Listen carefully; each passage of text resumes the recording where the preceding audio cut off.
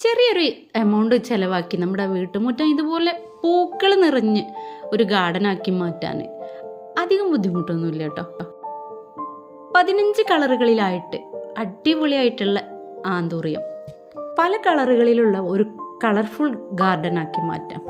ഒരു പ്ലാന്റ് വാങ്ങുകയാണെങ്കിൽ 230 രൂപയാണ് വരുന്നത്. എന്നാൽ ഇപ്പോൾ നമ്മൾ കോംബോ ഓഫർ വെച്ചിട്ടുണ്ട് കേട്ടോ.